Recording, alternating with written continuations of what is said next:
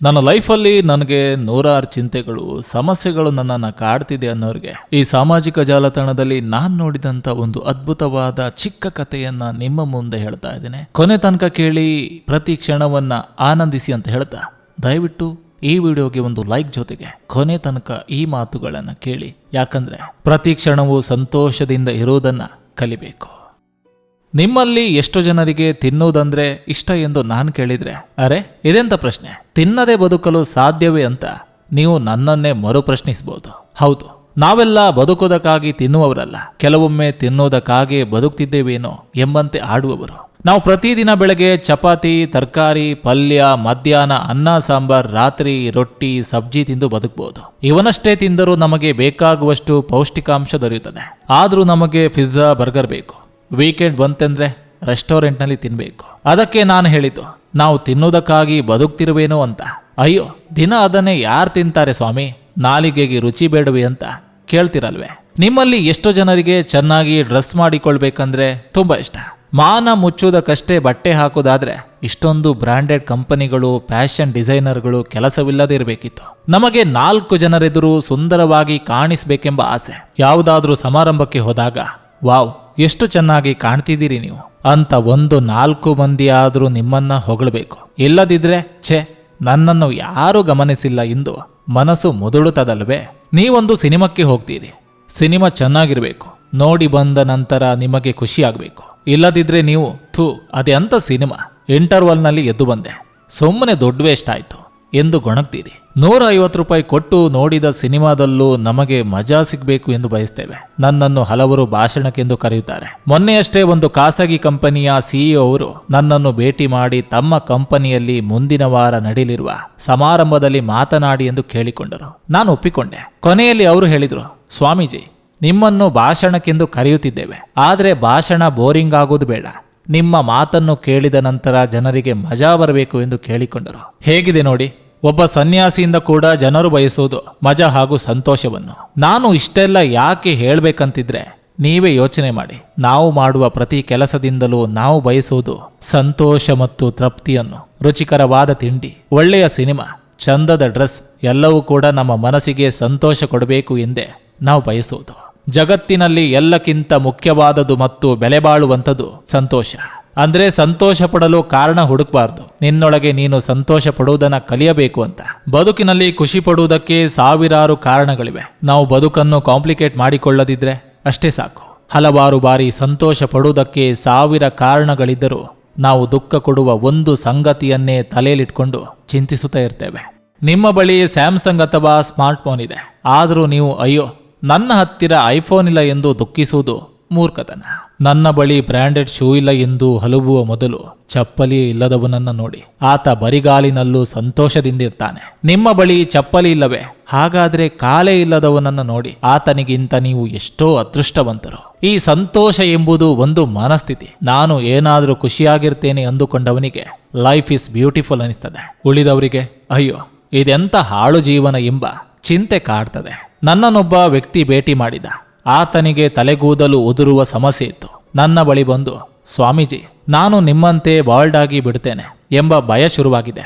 ಪ್ರತಿದಿನ ಕನ್ನಡಿ ಮುಂದೆ ನಿಂತಾಗಲೂ ನನಗೆ ಭಯ ಕಾಡ್ತದೆ. ತಲೆಗೂದಲ ಕುರಿತು ಚಿಂತಿಸಿಯೇ ತಲೆಗೂದಲು ಉದುರುವುದು ಇನ್ನಷ್ಟು ಹೆಚ್ಚುತ್ತಿದೆ. ನಿಮಗೆ ನನ್ನಂತೆ ಚಿಂತೆ ಕಾಡಿರಲಿಲ್ಲವೇ ಎಂದು ಕೇಳಿದ. ಅವನ ಮಾತು ಕೇಳಿ ನನಗೆ ನಗ್ಬೇಕೋ ಅಥವಾ ನನ್ನ ತಲೆ ಪರಿಸ್ಥಿತಿ ನೆನೆದು ಅಳಬೇಕೋ ತಿಳಿಯಲಿಲ್ಲ. ನಾನು ಹೇಳಿದೆ, ಅಯ್ಯೋ ಅದಕ್ಯಾಕೆ ಚಿಂತಿಸಬೇಕು, ತಲೆ ಕೂದಲು ಉದುರುವುದು ಒಂದು ವರ ಅಂದೆ. ಅವನಿಗೆ ಆಶ್ಚರ್ಯ. ಅದೇಗೆ? ನನ್ನನ್ನು ನೋಡಿದ. ಅದಕ್ಕೆ ನಾನು ಇನ್ನೇನು ಮತ್ತೆ, ನನಗೆ ಇತರರಂತೆ ಹೇರ್ ಸ್ಟೈಲ್ ಬಗ್ಗೆ, ಶಾಂಪೂ ಬಗ್ಗೆ ಯೋಚಿಸೋದೇ ಬೇಡ, ಅದಕ್ಕೆಲ್ಲ ಹಣ ಖರ್ಚು ಮಾಡೋದು ಉಳಿಯುತ್ತದೆ. ಇನ್ನೂ ಒಂದು ಲಾಭದ ವಿಷಯವೇನೆಂದ್ರೆ ನನಗೆ ಕೂದಲು ಉದುರಿ ಬೋಳು ತಲೆ ಆಗಿಬಿಡಬಹುದೆಂಬ ಚಿಂತೆ ಕಾಡಲು ಸಾಧ್ಯವಿಲ್ಲ ಎಂದು ನಕ್ಕು ಬಿಟ್ಟೆ. ಅವನು ನನ್ನನ್ನು ಅಯ್ಯೋ ಹೀಗೆಯೂ ಯೋಚಿಸಬಹುದೆಂದು ತಿಳಿದಿರಲಿಲ್ಲ ಸ್ವಾಮೀಜಿ ಎಂದ. ಬದುಕೆಂಬುದು ಹಾಗೆ, ನಾವು ಯೋಚಿಸಿದಂತೆ ನಾವು ಪ್ರತಿಕ್ರಿಯಿಸಿದಂತೆ. ಒಂದು ಜೋಕನ್ನು ನೀವು ಮೊದಲ ಬಾರಿ ಕೇಳಿದಾಗ 10 ನಿಮಿಷ ನಗ್ತೀರಿ. ಅದೇ ಜೋಕನ್ನು ಮತ್ತೊಮ್ಮೆ ಕೇಳಿದ್ರೆ ನಿಮಗೆ ನಗು ಬರ್ತದೆ? ಇಲ್ಲ ತಾನೆ? ಹಾಗಾದ್ರೆ ಜೀವನದಲ್ಲಿ ಎದುರಾಗುವ ಯಾವುದೋ ಒಂದು ಪ್ರಾಬ್ಲಮ್ ಅಥವಾ ನೋವನ್ನು ನೆನಪಿಸಿಕೊಂಡು ಪದೇ ಪದೇ ದುಃಖಿಸೋದೇಕೆ?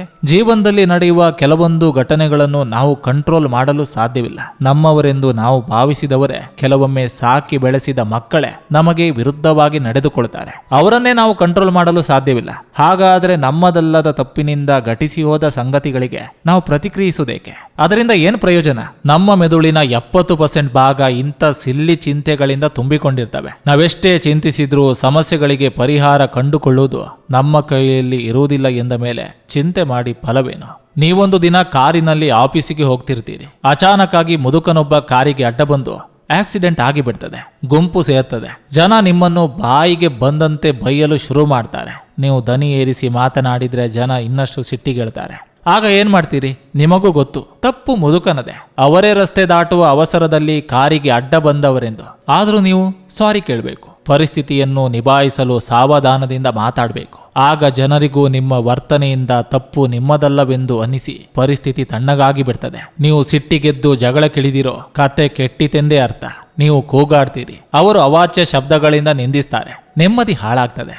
ನಂತರ ದಿನವಿಡೀ ಅದೇ ಘಟನೆ ಕಣ್ಮುಂದೆ ಸುಳಿದು ಆಫೀಸಿನ ಕೆಲಸದಲ್ಲೂ ಏರುಪೇರಾಗ್ತದೆ. ಮುದುಕ ನಿಮ್ಮ ಕಾರಿಗೆ ಅಡ್ಡ ಬರುವುದನ್ನು ತಡೆಯುವ ಶಕ್ತಿ ನಿಮಗಿರಲಿಲ್ಲ. ಆದರೆ ಆ ಘಟನೆಯಿಂದ ನಿಮ್ಮ ಸಂತೋಷ ನೆಮ್ಮದಿ ಹಾಳಾಗದಂತೆ ನೋಡಿಕೊಳ್ಳುವುದು ನಿಮ್ಮದೇ ಕೈಯಲ್ಲಿರ್ತದೆ ಅಲ್ವೇ? ಹಾಗೆಯೇ ಕೆಟ್ಟ ಘಟನೆಗಳು ಸಂಭವಿಸಿದಾಗ ನನಗೆ ಯಾಕೆ ಹೀಗಾಯಿತು ಎಂದು ಮರುಗುತ್ತಾ ಕೂರಬೇಡಿ. ನಾನು ಹೇಗೆ ಈ ತೊಂದರೆಯಿಂದ ಪಾರಾಗಲಿ ಎಂದು ಪ್ರಶ್ನಿಸಿಕೊಳ್ಳಿ. ಆಗ ಖಂಡಿತ ನಿಮಗೆ ಪರಿಹಾರ ದೊರಕ್ತದೆ.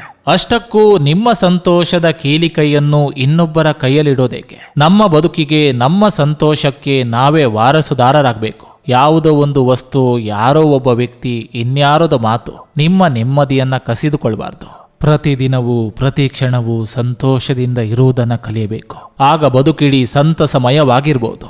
ಹಡಗು ಸಮುದ್ರದ ಮೇಲೆ ತೇಲುತ್ತದೆ. ತೇಲುತ್ತಾ ತೇಲುತ್ತಾ ದಡ ತಲುಪುತ್ತದೆ. ಆದರೆ ಯಾವಾಗ ಹಡಗಿನ ಹೊರಗಿದ್ದ ನೀರು ಒಳ ಸೇರ್ತದೆಯೋ ಆಗ ಹಡಗು ಮುಳುಗಿ ಹೋಗ್ತದೆ. ಹಾಗೆ ನಮ್ಮ ಜೀವನ ಕೂಡ.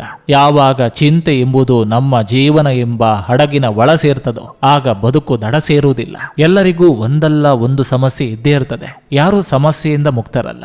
ಬಡವನೊಬ್ಬ ಶ್ರೀಮಂತನನ್ನು ನೋಡಿದ ಕೂಡಲೇ ಆಹಾ, ಇವನಿಗೆ ಏನು ಕಷ್ಟವಿಲ್ಲ ಅನಿಸುತ್ತೆ. ಕಾರು, ಬಂಗಲೆ, ತುಂಬಾ ಕೆಲಸ ಮಾಡುವುದಕ್ಕೆ ಆಳುಕಾಳುಗಳಿದ್ದಾರೆ. ಒಳಗಿದ್ದವರು ಹಾಯಾಗಿ ತಿಂದು ನಿದ್ರೆ ಮಾಡುತ್ತಿರಬಹುದು ಎಂದುಕೊಳ್ತಾನೆ. ಆದರೆ ಪರಿಸ್ಥಿತಿ ಬೇರೆ ಇರ್ತದೆ. ಒಂದೊಮ್ಮೆ ಇವರು ಶ್ರೀಮಂತರಾದಾಗ ಎಲ್ಲವೂ ಅನುಭವಕ್ಕೆ ಬರ್ತದೆ. ನಾವು ಚಿಕ್ಕವರಾಗಿದ್ದಾಗ ಹೇಗಿದ್ವಿ ಅಂತ ಒಮ್ಮೆ ನೆನಪು ಮಾಡ್ಕೊಳ್ಳಿ. ಅಂಗನವಾಡಿ ಓದಬೇಕಿದ್ರೆ ನಮಗೆ ಇಂಥದೊಂದು ಆಲೋಚನೆ ಬರದೆ ಹೋಗುವುದಕ್ಕೆ ಸಾಧ್ಯವೇ ಇಲ್ಲ. ದೊಡ್ಡವರೆಲ್ಲ ಎಷ್ಟು ಆರಾಮಾಗಿದ್ದಾರಲ್ಲ. ನನಗೂ ಎಲ್ಲರೂ ಬೈತಾರೆ ಗಣಿತ ಬರಲಿಲ್ಲ ಎಂದು, ತಲೆ ಮೇಲೆ ಹೊಡಿತಾರೆ. ಇವರಿಗೆಲ್ಲ ನಮ್ಮ ಮೇಡಮು ಬೈಯೋದೇ ಇಲ್ಲ ಅಂತ. ನಾವು 3ನೇ ಕ್ಲಾಸು 4ನೇ ಕ್ಲಾಸು ಓದುವಾಗ ಹೈಸ್ಕೂಲ್ ಬಹಳ ಚೆನ್ನಾಗಿರುತ್ತೆ ನೋಡು, ಎಲ್ಲರೂ ಪ್ಯಾಂಟ್ ಹಾಕೊಂಡು ತಿರುಗ್ತಾರೆ. ನಾವು ಮಾತ್ರ ಇಲ್ಲಿ ಚಡ್ಡಿ ಹಾಕೊಂಡು ಬರಬೇಕು. ಅವರಿಗೆ ಏನು ಕಷ್ಟನೇ ಇರಲ್ಲ ಅನ್ಸುತ್ತೆ. ಎಷ್ಟು ಖುಷಿಯಿಂದ ಇದ್ದಾರಲ್ಲ ಅನಿಸುತ್ತೆ. ಇನ್ನು ಹೈಸ್ಕೂಲಿಗೆ ಬಂದಾಗ ಕಾಲೇಜಿನವರೇ ಸುಖಜೀವಿಗಳು ಅನಿಸುತ್ತಲ್ವೇ? ಕಾಲೇಜಿಗೆ ಬಂದಾಗ ಹಣ ಇರುವುದಿಲ್ಲ.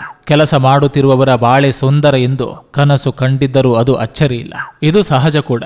ಜೀವನದ ಕಾಲಚಕ್ರ ಇರುವುದೇ ಹಾಗೆ. ಕಾಲೇಜಿನಲ್ಲಿ ಬಹಳ ಸಮಯವಿರ್ತದೆ, ಆದ್ರೆ ಕಾಸಿರಲ್ಲ. ಕೆಲಸಕ್ಕೆ ಹೋಗುವಾಗ ಕಾಸಿರ್ತದೆ, ಆದ್ರೆ ರಜೆ ಕೇಳಿದ್ರೆ ಬಾಸ್ ಗುರ್ರ ಅಂತಾನೆ. ಕೊನೆಗೆ ಏನು ಮಾಡುವುದಕ್ಕಾಗದೆ ನಾನು ಕಾಲೇಜು ದಿನಗಳಲ್ಲೇ ಚೆನ್ನಾಗಿದ್ದೆ, ಹಣ ಒಂದು ಇರಲಿಲ್ಲ ಎನ್ನುವುದನ್ನು ಹೊರತುಪಡಿಸಿದ್ರೆ ನನಗೆ ಬೇರೆ ಏನು ಸಮಸ್ಯೆ ಇರುತ್ತಿರಲಿಲ್ಲ ಎಂಬ ಅರಿವಾಗ್ತದೆ. ಈ ಎಲ್ಲ ಮಾತಿನ ಅರ್ಥ ಪ್ರತಿ ಕ್ಷಣವೂ ಸಂತೋಷದಿಂದ ಇರುವುದನ್ನು ಕಲಿಯಬೇಕು ಅಂತ. ಈ ಮಾತನ್ನ ನಾನು ಸೋಷಿಯಲ್ ಮೀಡಿಯಾದಲ್ಲಿ ನೋಡಿದಾಗ ಮನಸ್ಸಿಗೆ ತುಂಬಾ ಹಿಡಿಸಿತು. ಇಂಥ ಅಮೂಲ್ಯವಾದ ಮಾತುಗಳನ್ನ ನಾನು ಕೇಳಿದ ಬಳಿಕ ಈ ಧ್ವನಿಯ ಮೂಲಕ ನಿಮ್ಮ ಮನಸ್ಸಿಗೆ ಮುಟ್ಟುವ ಹಾಗೆ ತಲುಪಿಸುವುದು ನನ್ನ ಕರ್ತವ್ಯ. ಈ ಅಮೂಲ್ಯವಾದ ಮಾತುಗಳ ಬಗ್ಗೆ ನಿಮ್ಮ ಅಭಿಪ್ರಾಯವನ್ನ ಕಮೆಂಟ್ ಬಾಕ್ಸ್ನಲ್ಲಿ ತಿಳಿಸಿ ಅಂತ ಹೇಳ್ತಾ, ಸಾಧ್ಯವಾದಷ್ಟು ಶೇರ್ ಮಾಡಿ, ಜೊತೆಗೊಂದು ಲೈಕ್ ಮಾಡಿ ಅಂತ ಹೇಳ್ತಾ ಮತ್ತೆ ಮುಂದಿನ ಸಂಚಿಕೆಯೊಂದಿಗೆ ನಿಮ್ಮನ್ನ ಭೇಟಿ ಆಗ್ತೇನೆ. ಎಲ್ರಿಗೂ ಒಳ್ಳೆಯದಾಗಲಿ.